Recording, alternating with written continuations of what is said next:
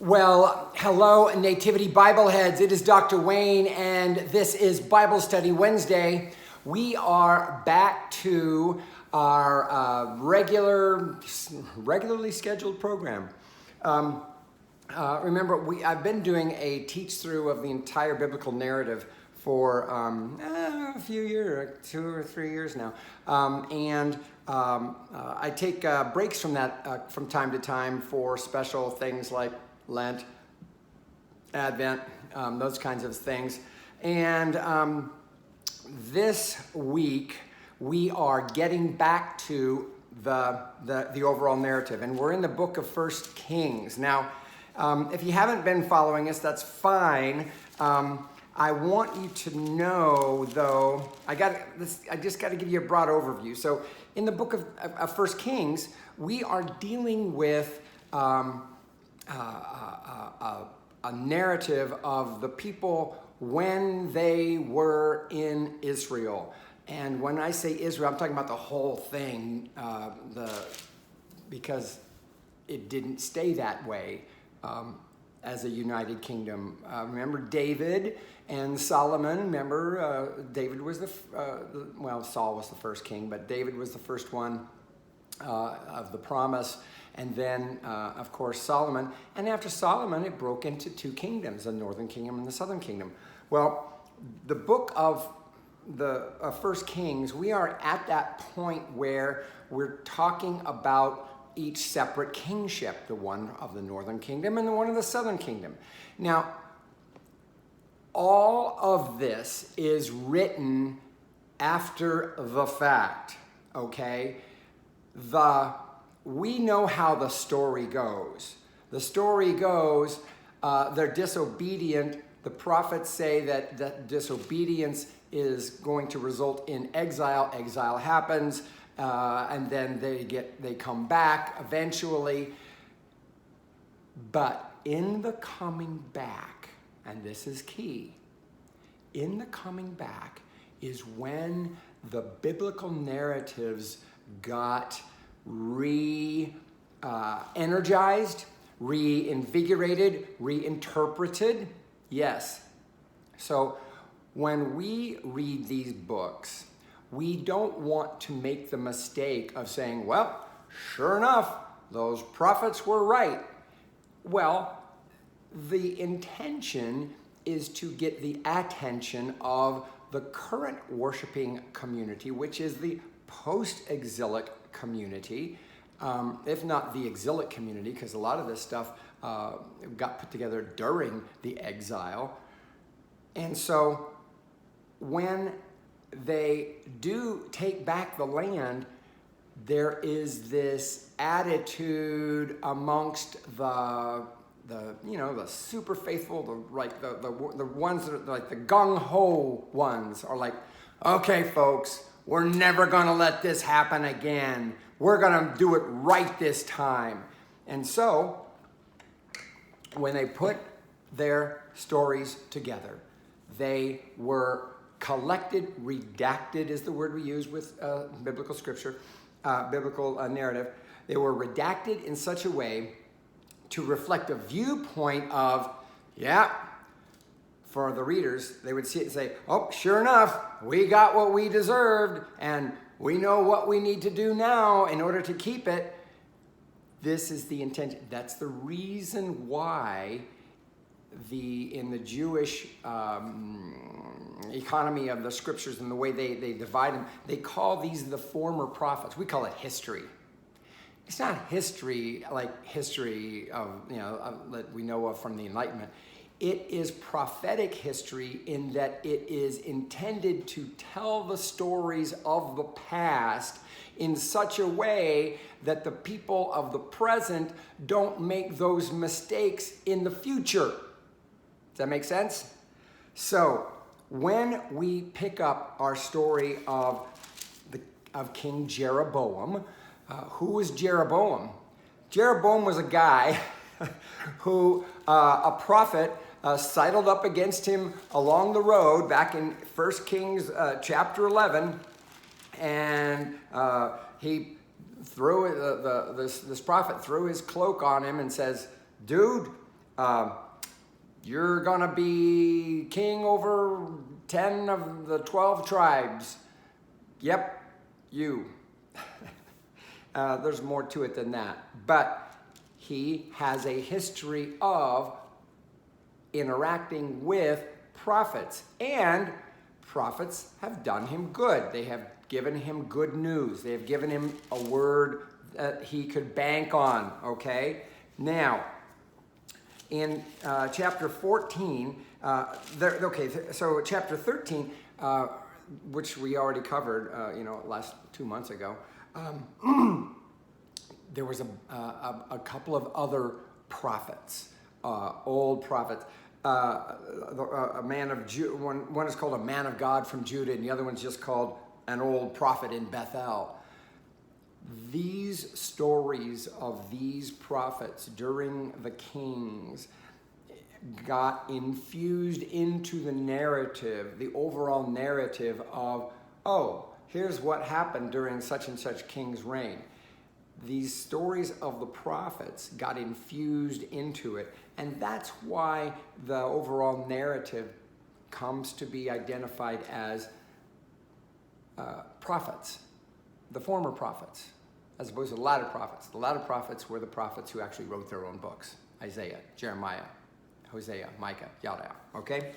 So, in chapter 14, so first of all, we got to start off in chapter 13, verse 33, because the story of the prophet, those old prophets, ended, and then there's a summary statement, and the summary statement is very telling.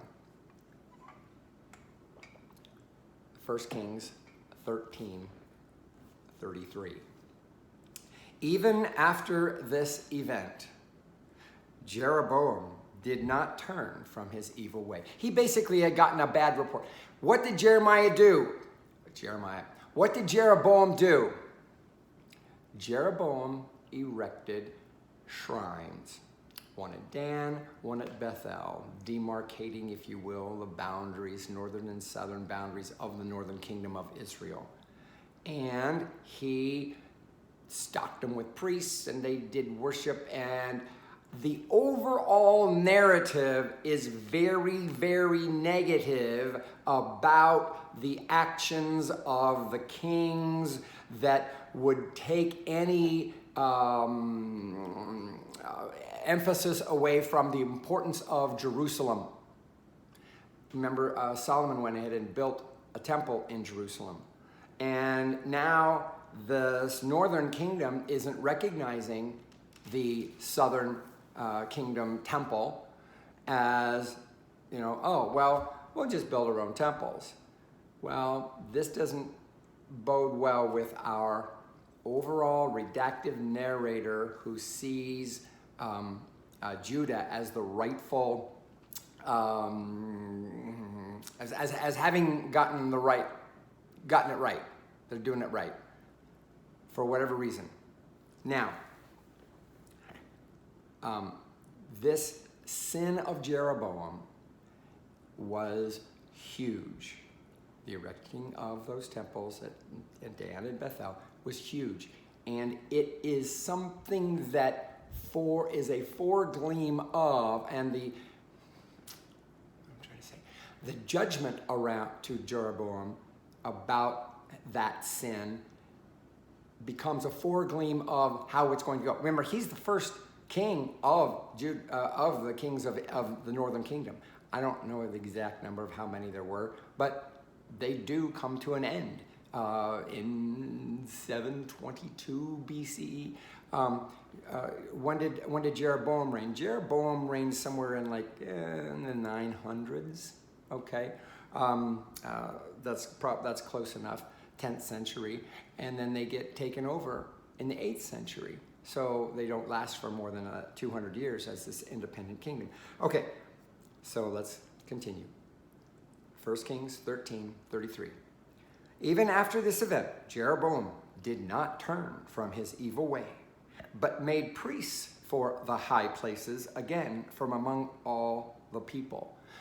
Anytime you see that expression, high places, that refers to worship that was not Yahweh. It was pagan worship, naturalist worship, but worship that was outside the covenant boundaries of what was allowable as far as worshiping the Lord. And the fact that he made priests to this whole thing. So not only did Jeroboam violate the Jerusalem is the only place you can worship. Not only did he violate that, but then he started his own lineage of priests. I hope you can see that because of this and the judgment around this, eventually, remember the Samaritans and the way they were seen as ethnically like, those people are weird. Those people are jacked up. Yeah, well, this is where that starts, okay? Because the land of Samaria is basically the northern kingdom, okay? All right, but he made priests for the high places, again, from among all the people.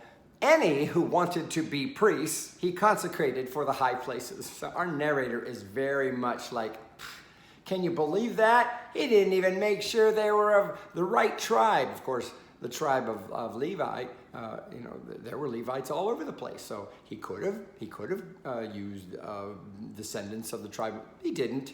Okay. Verse 34, this matter became sin to the house of Jeroboam. This is to say that in the eyes of the narrator, this never got corrected so as to cut it off and destroy it from the face of the earth. That's the beginning of it. So we know how the story of Jeroboam and Jeroboam's lineage is going to go. It tells us this right here. We are when we cover his reign here, we're only going to go to verses 19 and 20 of chapter 14 because that's the way it nicely fits in. The chapter divisions don't work quite so well. So the story then that we get in chapter 14 is a story that goes toward illustrating how the house of Jeroboam, when you say the house of Jeroboam, we're talking about, if the question were asked, why didn't, well, I get that Jeroboam was bad, but why didn't it get corrected after that? Well, this is going to give us a little bit of insight to that. All right. Oh, see, and do you see this expression, so as to cut it, this is the last verse of chapter 33. So as to cut it off and destroy it from the face of the earth. Bum, bum, bum. Doesn't that sound? Think about it.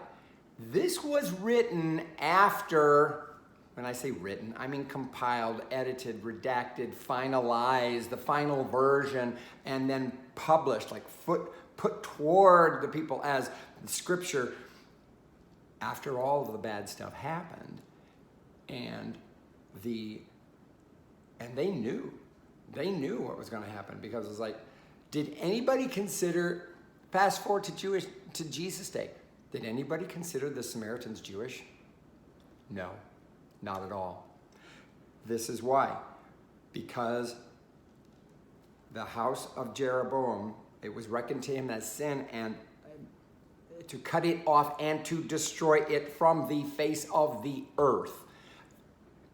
You've heard the expression, the 10 lost tribes of Israel. There you go. This is where all of that, sits. All right. Now, I promise I'm only going to go about 30 minutes today, and I know I spent 15 in just these two verses, but here, we're going to keep going. And I'm not going to go through the whole chapter 14, just to verse 20. At that time, Ahijah, son of Jeroboam, fell sick. Okay, well, guess what? We already know this can't bode well, right? Jeroboam said to his wife, "Go Disguise yourself so that it will not be known to you that you are the wife of Jeroboam, and go to Shiloh.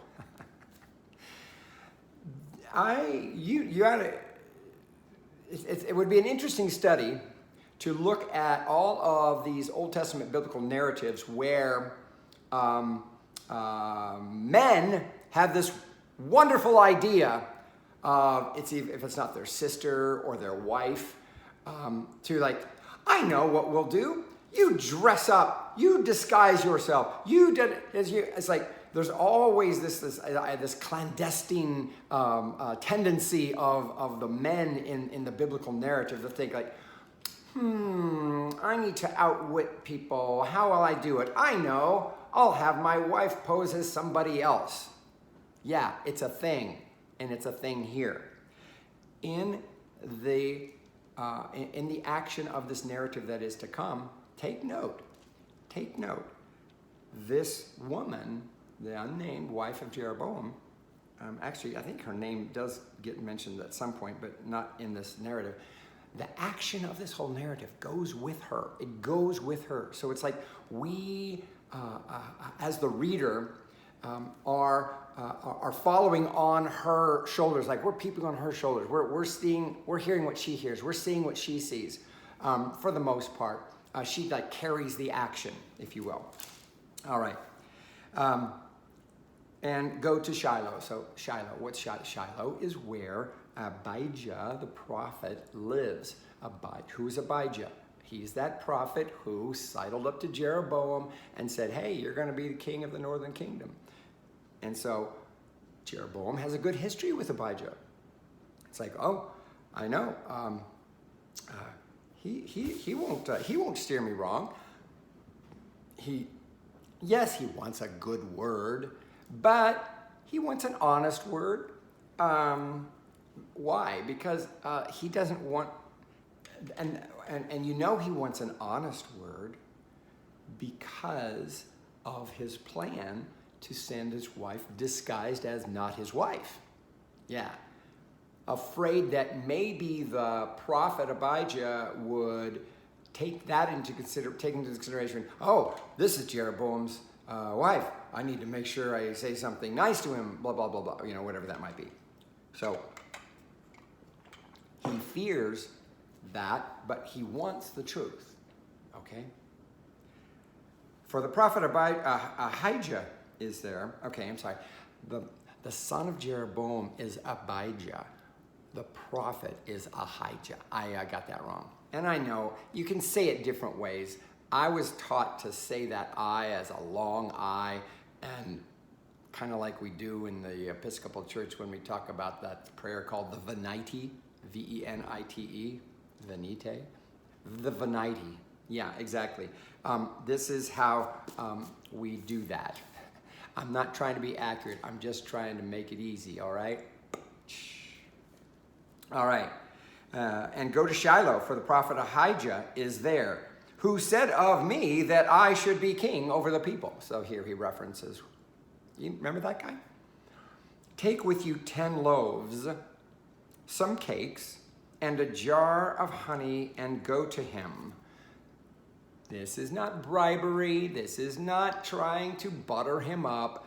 When you seek the word of a prophet, you don't bring something to get him to say something favorable. You take something to pay for your services. You don't necessarily do it crassly with cash. Or people, that's what they had. They had food. All right. And yeah, food. And go to him, and he will tell you what shall happen to the child. Jeroboam's wife did so, verse 4.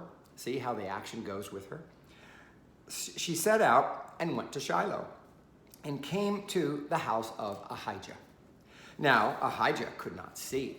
Ooh, this is news. He could see earlier but now he can't see. And now all of a sudden he can't see. Well, wait a second. That means the whole disguise.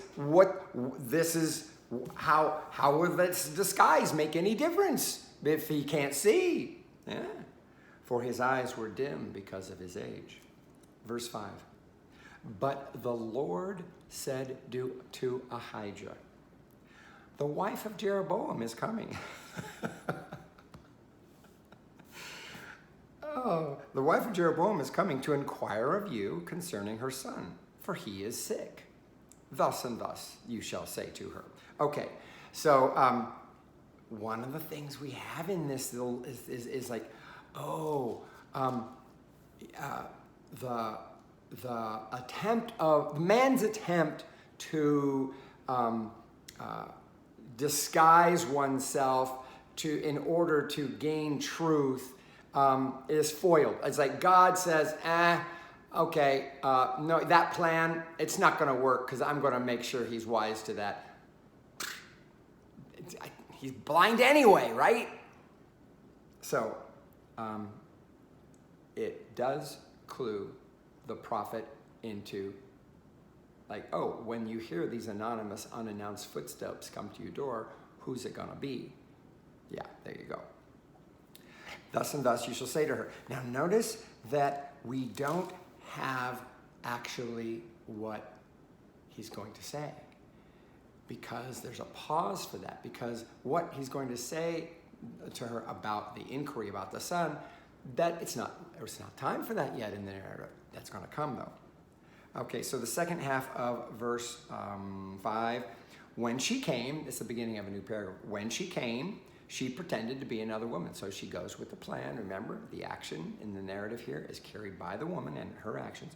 But when Ahijah heard the sound of her feet, I don't know if he knew a queen's walk is different than, I don't know, maybe a woman's walk is different than a man's walk. I don't know. I haven't been of that stature of sight, disability to be that keen on footsteps and whether or not, they're male or female. But, you probably can figure it out, especially with the shoes we have today. But back then, I don't know.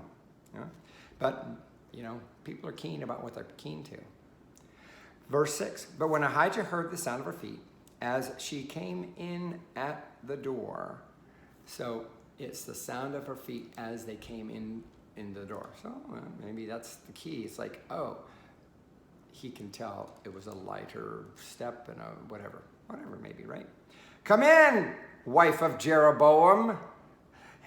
Why do you pretend to be another? And, she didn't really know that he was going to be hard of seeing, and we're not even told what she knows about his sight. But she just, but it's like, gig is up, right? For I am charged with heavy tidings for you. Notice how he doesn't even let her speak. That's not what's important here. What's important is that the woman is carrying the action, and now it's time for the prophet. Verse 7. Go, tell Jeroboam, thus says the Lord, the God of Israel, because I exalted you from among the people, made you leader over my people Israel, and tore the kingdom away from the house of David to give it to you. Remember, that's the divided kingdom. David got the Judah and probably Benjamin, and then there's the 10 northern kingdoms. Yet you have not been like my servant David, who kept my commandments and followed me with all his heart, doing only that which was right in my sight. This narrator really has a skewed positive view of David, does he not? We all know that, yes, David was considered a man after God's own heart, but he was no saint. He wasn't perfect. He was a scoundrel. He was a man of blood. He was a man of fornication. He was a man of conspiracy to commit murder. I mean, he did a lot of bad stuff. Our narrator is very lopsided in his viewpoint and the way he evaluates David and his throne and his kingdom. Verse 9. But you have done evil above all those who were before you, and have gone and made yourself other gods, and cast images, provoking me to anger, and have thrust me behind your back. So the charge against Jeroboam, remember, he had built those places of worship in Dan and Bethel, and put priests to them. And this is the main thing. It's like, I can't be solid with you, because I promised this kingdom to be something you would hold on to as long as you stayed true, and you have no sign of staying true.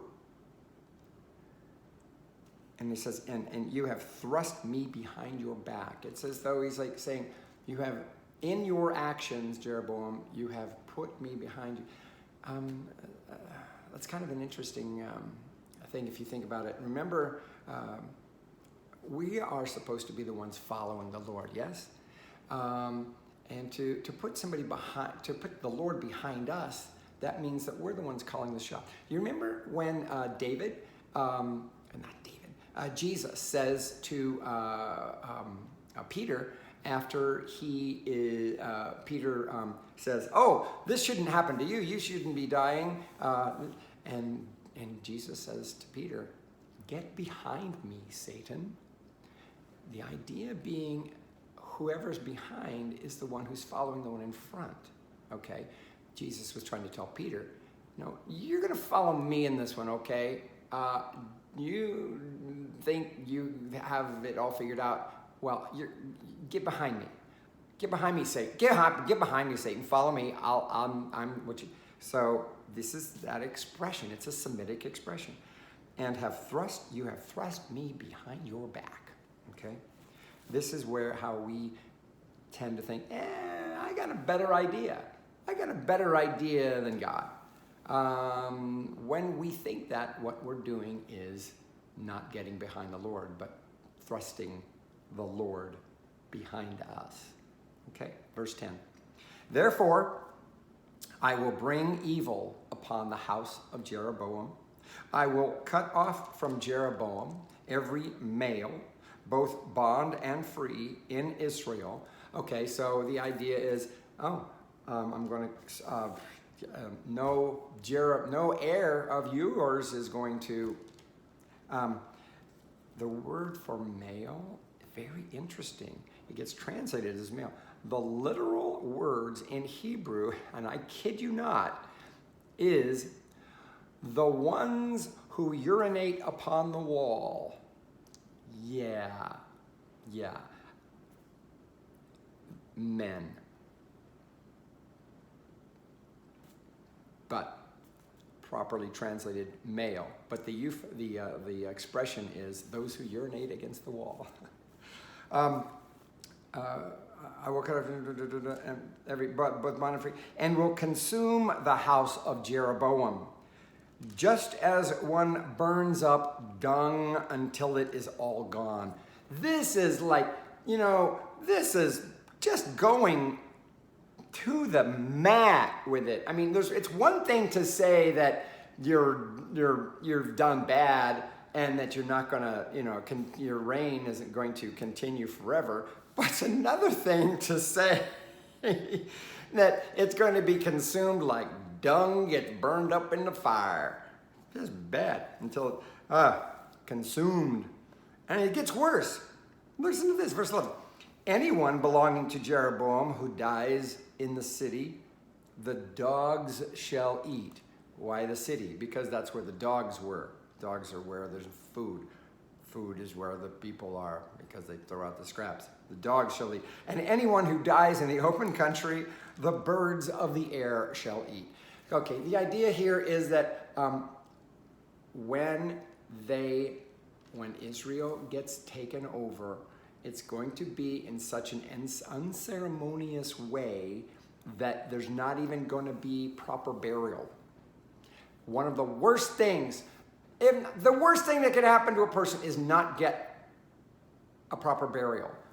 For your body to be out in the open and for it to become food for dogs or birds or whatever. The burying of the body is very important. That's one of the reasons why we have so much emphasis on that in the resurrection story. That's why there's all this. There's this about where does the body go, and the body's got to be taken care of properly, because I don't know what they thought would happen if it weren't. But it was like one of the most ignominious, dirty, dastardly. Oh, did you hear the story about so and so? Yeah, he didn't even get buried. He just got eaten up by the wolf. Something like that. Nobody wanted to be that. That's why they were so obsessed about putting bodies in a place where they couldn't be eaten by wild animals. Mm-hmm, mm-hmm. All right. Therefore, set out, go to your house. For the Lord has spoken. Okay, that's all that about Jeroboam. Now, here's the thing about the boy. Remember, that's the whole thing here is that she's inquiring about the boy. Therefore, set out, go to your house. When your feet enter the city, the child shall die. All Israel shall mourn for him and bury him, for he alone of Jeroboam's family shall come to the grave, because in him there is found something pleasing to the Lord, the God of Israel, in the house of Jeroboam. So, yes, the boy is going to die, but not until she actually gets back there.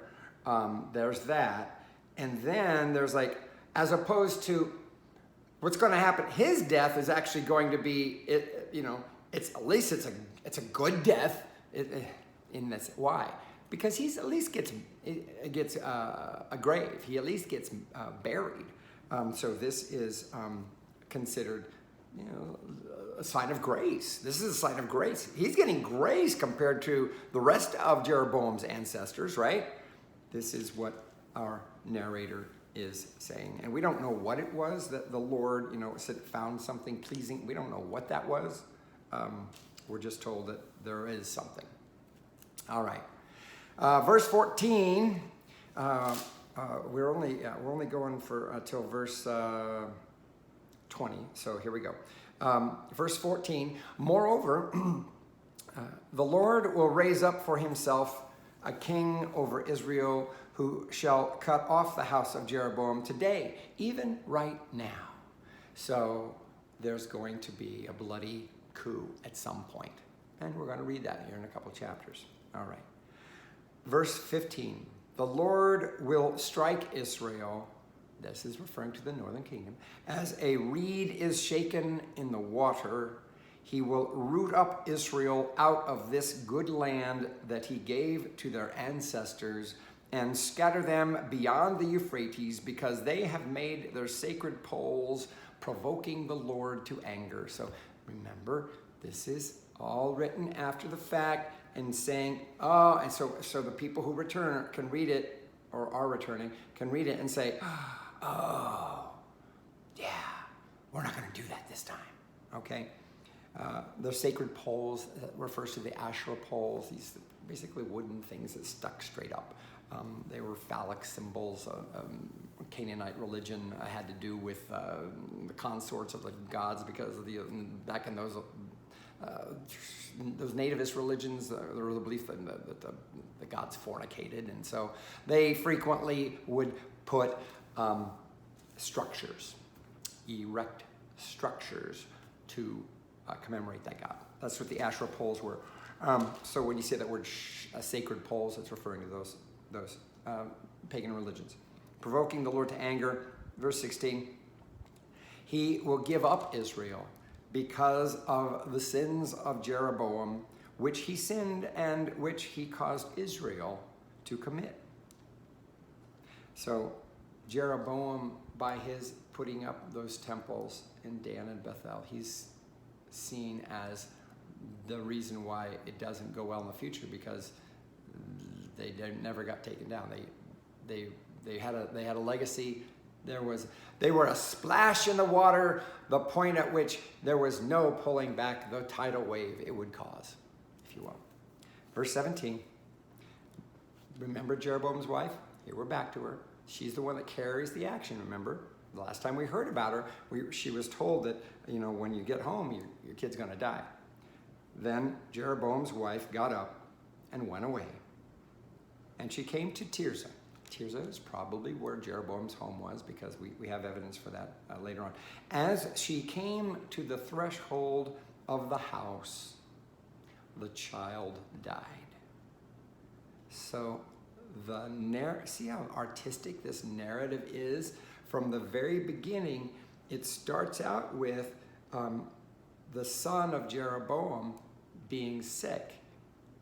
And all of the stuff that happens is bookmarked with that concern, and now the child dies. Okay? Verse 18, all Israel buried him and mourned for him. The expression all Israel, it's just an expression saying it was it was a big deal. It's a big deal to people, the king's son. According to the word of the Lord, which he spoke by his servant, the prophet Ahijah, which we just heard of. Now, here's this little summary line, verses 19 to 20, and then we're done. Now, the rest of the acts of Jeroboam, how he warred and how he reigned, are written in the book of the annals of the kings of Israel. I love this. In Scripture, it even says at some point, we're not trying to tell you everything here.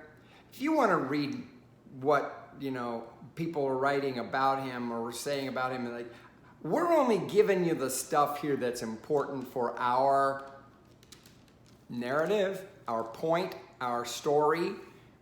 That's one of the things why we don't want to call this history. It is a theological treatise, a theological narrative.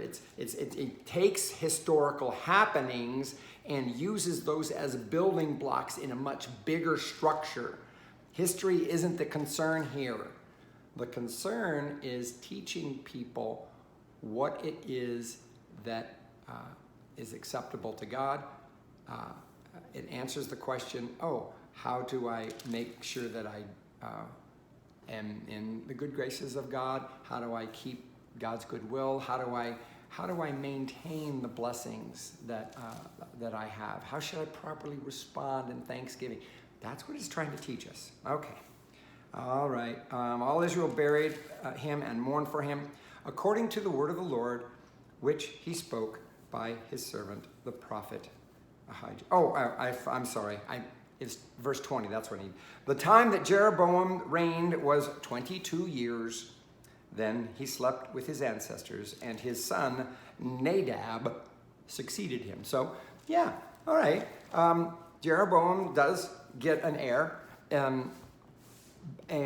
but yet Scripture is clear. It's not going to go well. It's going to not go well. So when we see that, Nadab, this is all matter-of-fact type stuff. This is formulaic. And this drives the story forward. The way the books of the Kings will continue is it'll alternate between a story of a northern kingdom and a southern kingdom. And it doesn't, sometimes it gets confusing because you're not sure, your mind hasn't switched. Meanwhile, down in the southern kingdom, which is going to do. So I'm going to try, in the way I teach this, I'm going to try and keep it in those kind of pockets, so it's easier to follow. Otherwise, sometimes I've read this through, in those times when you read the Bible through, and I can remember reading it through. So it's like I remember getting lost, and it's like, at some point, it's like, okay, I'm not going to try and figure this out. I'm just going to keep reading till I get it done. Anyway. So that's where we will pick up next week. That was chapter 14, from verse 21, I think, right? Okay, very good. We'll pick up there. Until next week, blessings in you and amongst you and in your walk with the Lord. Peace.